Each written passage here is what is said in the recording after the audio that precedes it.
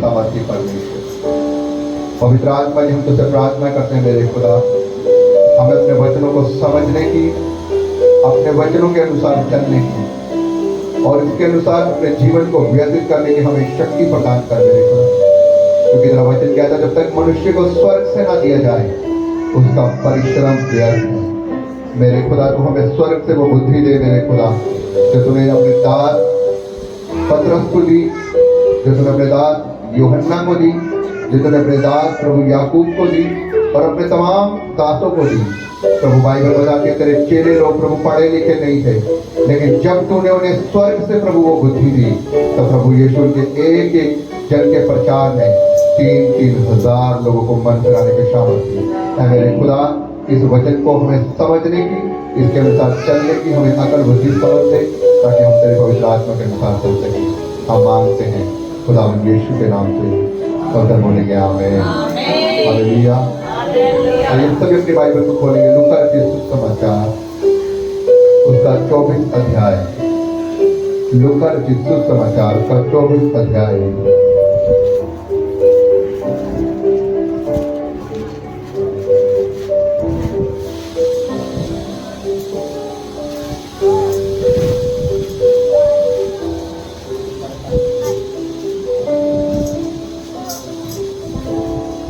उसकी 6 आयत को पढ़ेंगे हम।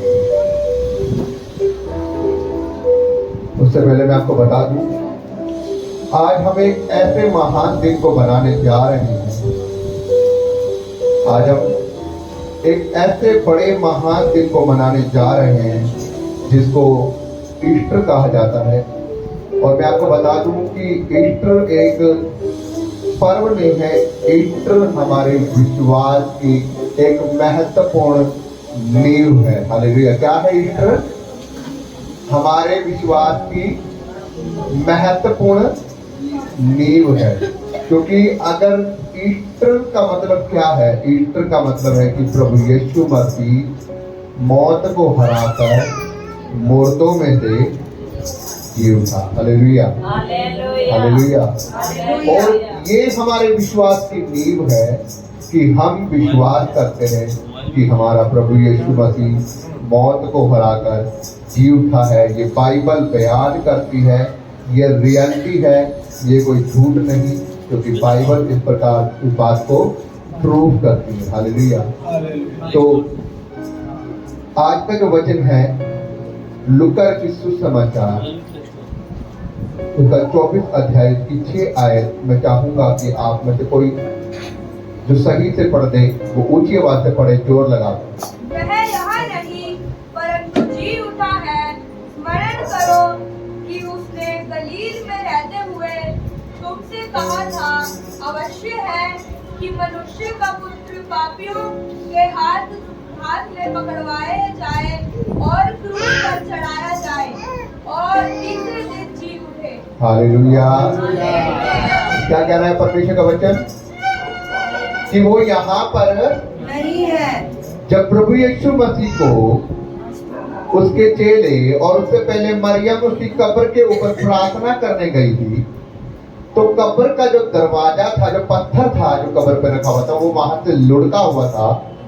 और यीशु मसीह जब अंदर वो गए, उन्होंने देखा कि कब्र का जो दरवाजा है वो खुला हुआ है, वो है अपनी कब्र पे लुढ़का हुआ है।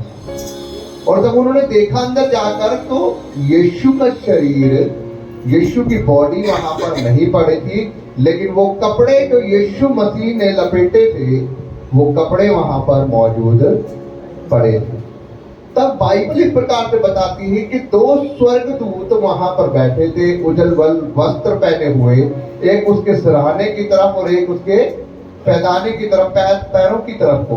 और वो मरियम को कहते हैं कि हे मरियम, तुम किसे यहाँ मुर्दों में ढूंढ रही हो?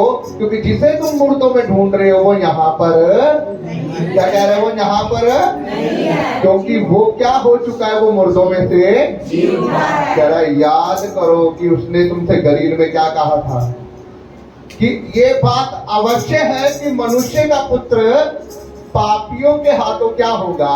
पकड़वाया जाएगा, वो मारा जाला जाएगा, कूटा जाएगा, दुख उठाएगा, समस्त दुनिया के लिए, और उसके बाद तीसरे दिन बाद वो मुर्दों में से जी उठेगा। और ये इस बात का प्रमाण है, आकर अंदर देखो कि कब्र खाली पड़ी है, यीशु यहाँ पर नहीं है। हालेलुया। इसलिए प्रभु यीशु मसीह कहता है कि जाके मेरे भाइयों को, मेरे चेलों को इस बात का सुसमाचार प्रचार करो कि वो गलील में मुझसे पहले पहुंचे। मैं गलील को जाता हूँ और वो वहां पर जाकर मुझे अपनी आंखों से स्वयं देखेंगे कि मैं मरकर जी उठा हूँ। Hallelujah, hallelujah. बाइबल इस बात का प्रमाण है मेरे भाइयों बहनों कि प्रभु को मौत हरा नहीं सकी। शैतान जो चाहता था यीशु मसीह को मरवाना, कभी वो किसी झूठ के सहारे से आ रहा है, कभी कुछ दोष लगा रहे हैं, ये लोगों को बड़गलाता है, लोगों को भरमाता है, लोगों का धर्म चेंज करता है, ये करता है, वो करता है, फलाना ढिंगाना बहुत कुछ। कोई झूठ उसके ऊपर चल नहीं पाया। जब उसे क्रूस के ऊपर चढ़ाने के लिए लेकर जा रहे थे, बहुत सारे झूठे एविडेंस इकट्ठे किए उसको दोषी ठहराने के लिए कि कोई तो झूठ पक्का निकल जाए कि ये क्या है। ये कहता है कि मैं ही सब कुछ हूं। कुछ तो ऐसा निकले कि जिससे हम इसे पकड़ सके और इसको क्रूस के ऊपर मौत दे सके। लेकिन बाइबल बताती है एक भी एविडेंस वो नहीं दे पाए प्रभु यीशु मसीह को क्रूस के ऊपर क्रूसिफाइस करने के लिए। हालेलुया। अंत में उनको एक ही मौका मिला कि उन्होंने क्या बोला, अरे अरे ये तो कहता है कि इस मंदिर को जो प्रभु का भवन है तुम ढा दो और मैं इसे 3 दिन में खड़ा। हालेलुया। कह रहे इसमें तो प्रभु के मंदिर की बेइज्जती करी है। कह रहे 86 वर्ष लगे इस मंदिर को बनने में। वो कह रहे ये कह रहा है कि 46 है ना, 46 वर्ष लगे इसको बनाने में। और ये आकर कह रहा है कल का 30 साल का लड़का, 33 साल का लड़का, कि मैं इसे 3 दिन में खड़ा कर दूंगा। कह रहा तू कैसे कुछ हवा मारेगा। अब वो भाई साहब ये नहीं जानते कि प्रभु यीशु मसीह उस मंदिर के बारे में नहीं, वो अपनी देह के बारे में बात कर रहा है। Hallelujah, hallelujah.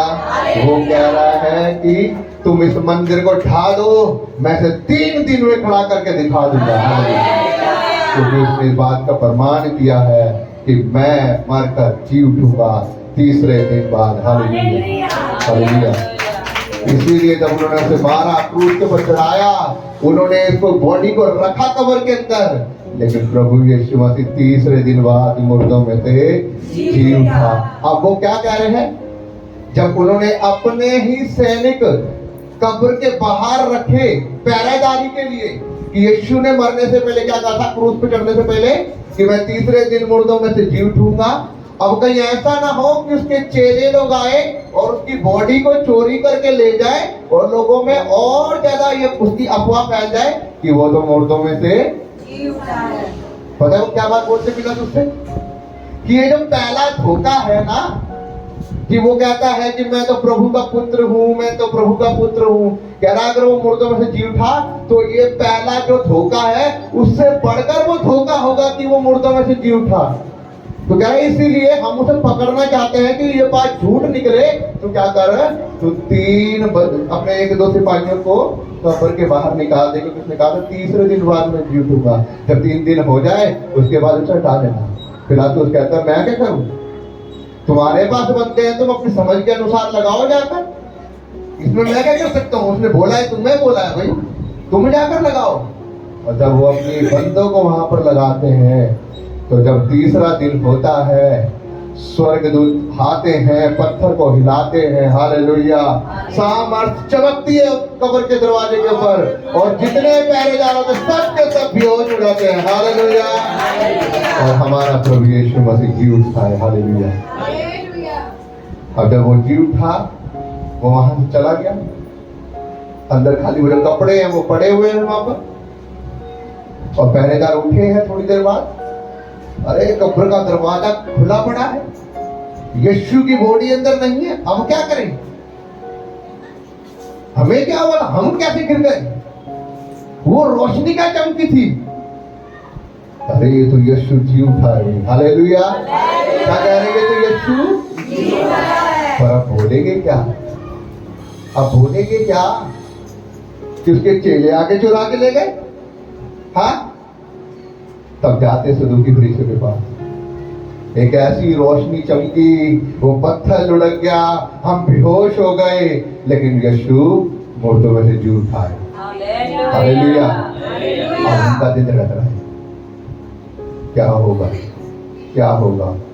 तभी वो आपस में फिर से सम्मति करते हैं, फिर एक झूठ बनाते हैं और उन्हें बोलते हैं, ये कुछ पैसे लो, तुम अपने पास रखो, और जो भी तुमसे पूछे तो यूं कहना, आधी रात को उसके चेले आए थे और हम सो रहे थे और वो उसे निकाल कर। अरे अगर वो तुम सो रहे थे, इतना बड़ा पत्थर कब्र के ऊपर रखा, तुम सो रहे थे, बंदे पत्थर लुढ़का कर उसे निकाल के ले गए और तुम सोए के सोए हो, तुम झक मार रहे थे वहां पर। हाँ, लेकिन वो कहते हैं कि हम सो रहे थे और उसके चेले आए, वो उसे निकाल कर ले गए।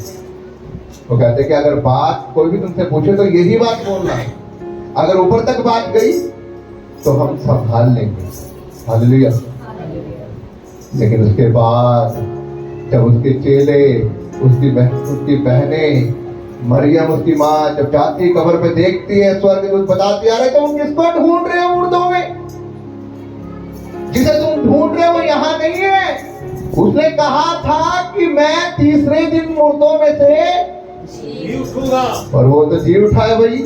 हालेलुया। तो अब जाओ, जाकर उसके चेलों को, उसके भाइयों को ये सुसमाचार दो कि वो तुमको सीधा गलील में मिलेगा, तुम उसे अपनी आंखों से देखने पाओगे। और बाइबल बताती है जब उसके चेलों को ये पता लगता है, जब वो गलील में जाते हैं तो प्रभु एक एक करके उनको मिलता है। हालेलुया। और उन्हें ये कहता है, तुम्हें शांति मिले। हालेलुया। और जब वो यीशु मसीह को देखते हैं, उनके हाथों को देखते हैं, उन भागे हुए पंजर को देखते हैं, उनके मन के अंदर वो शांति उतर आती है जो यीशु कहता है, तुम्हें शांति मिले। हालेलुया।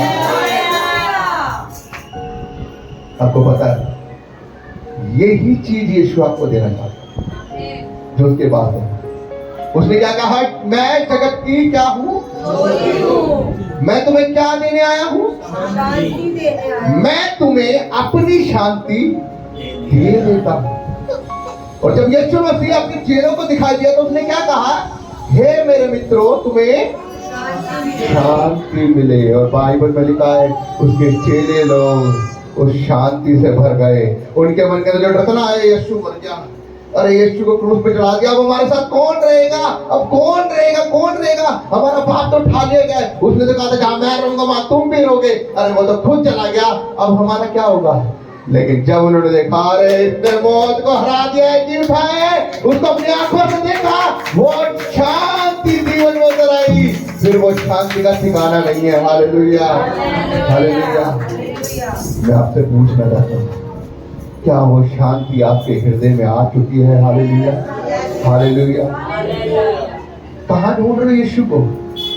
कहाँ ढूंढ रहे हो प्रभु को? मूर्तियों में?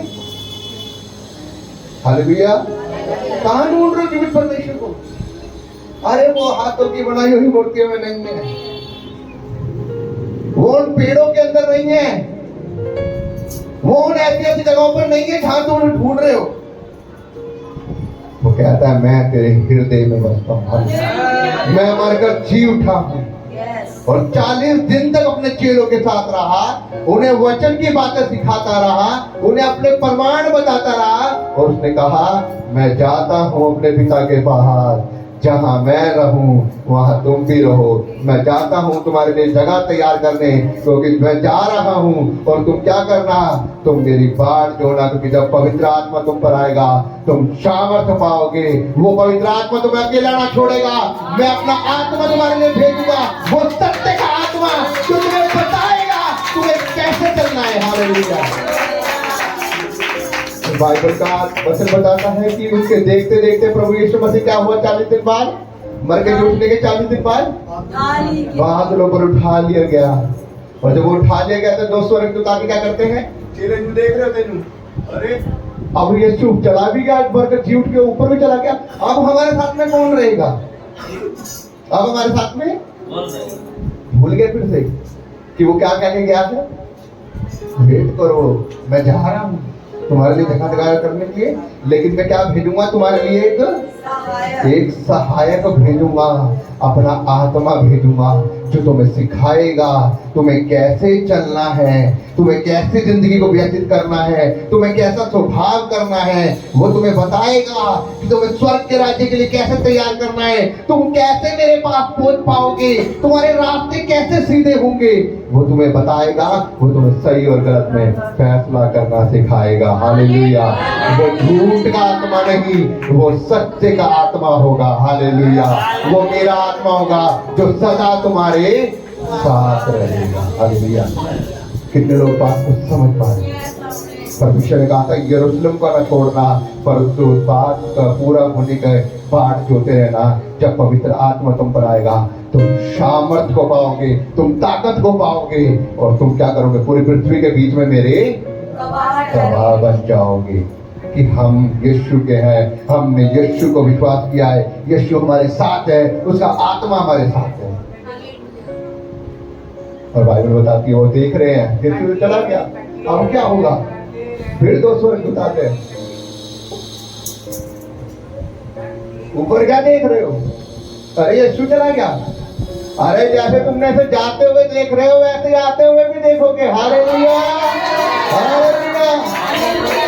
अरे जिस प्रकार से जाते हुए देख रहे हो ना, जब वो न्याय करने के लिए आएगा तुम्हारा एक एक का, कह रहा है इसी प्रकार शरीर में आते हुए देखोगे, लेकिन कह रहा है अब वो समय पूरा होने वाला है, वो अपना आत्मा तुम्हारे लिए भेजेगा। हालेलुया। और बाइबल बताती है पेंटेकोस्त के दिन सभी चेले लोग एक मन होकर प्रार्थना कर रहे थे, ओ प्रभु जी भर दे अपनी आत्मा से, तूने हमसे वायदा किया था, तूने हमसे वायदा किया था, तूने हमसे वायदा किया था, मेरे दिन के पूरे होने की बात करते रहना, मैं अपना आत्मा तुम्हारे लिए भेजूंगा। ओ प्रभु जी भेज दे, हम तो अकेले हैं, अब हमारे साथ कोई नहीं है, हम क्या करेंगे, प्रार्थना कर रहे हैं। और बाइबल में लिखा है कि तुमसे ही जिस कमरे के अंदर प्रार्थना कर रहे हैं वो कमरा हिलने लगा, आंधी चलने लगी, और आंखें बंद करके प्रार्थना कर रहे हो, क्या देख रहे हैं, स्वर्ग से आग उतर रही है, जीभ फटने की समान, और जिसके ऊपर आकर वो आग ठहर रही है वो क्या कर रहा है, परमेश्वर की आत्मा से भरता जा रहा है और गैर जुबान में प्रार्थना करना शुरू कर रहा है, बड़े बड़ी बड़ाइयां मार रहा है परमेश्वर की, प्रभु तू महान है, तू जयकार है। ओ परमेश्वर का आत्मा बताता है कि उनकी आत्मा उनके कंट्रोल से बाहर हो चुकी है परमेश्वर की बड़ाई करते हुए। हालेलुया। वो आत्मा उनके ऊपर आकर ठहर गया है, वो आत्मा जो सत्य का आत्मा है, जो परमेश्वर का है, मैं तुम्हारे लिए भेज दूंगा। और उसके बाद उनके साथ में क्या हुआ पता है, उसके बाद में क्या हुआ, जब वो पवित्र आत्मा उनके ऊपर आ गया, मंदिर में जा रहे होते हैं, मंदिर में जा रहे होते हैं, एक लंगड़ा भिखारी भीख मांग रहा होता है, बाहर बैठा होता है, ये मुझे कुछ भीख देंगे। अब क्या हो गया, पवित्र आत्मा के अंदर आके वो क्या हो गया, सामर्थ को पा गए, ताकत को पा गए। लंगड़ा भिखारी देख रहा है, आम इंसान थे मेरे और आपकी तरह, पहले डरते थे, ये लोगों से छुपते थे, लेकिन जब पवित्र आत्मा आ गया तो लोगों में खुल के प्रचार करते, तुमने मारा था यीशु को, तुमने मारा था यीशु को, तुमने मारा था। ताकत आ गई भाई, सामर्थ आ गई परमेश्वर की आत्मा की, परमेश्वर का आत्मा साथ चलने लग गया। तभी एक लंगड़ा भिखारी वहां बैठा है, चल नहीं पाता, काफी सालों से भीख मांग रहा है, लेकिन क्या कहते हैं, सोना चांदी तो हमारे पास नहीं है, लेकिन जो हमारे पास है हम तुझे वो ही दे सकते हैं। क्या दोगे, कोई कीमती चीज दोगे, हमारे पास तो वैसा यीशु नाम है, यीशु नाम ले ले हमारे से। हालेलुया। हमारे पास क्या है, यीशु नाम है, आज हम वो यीशु नाम तुझे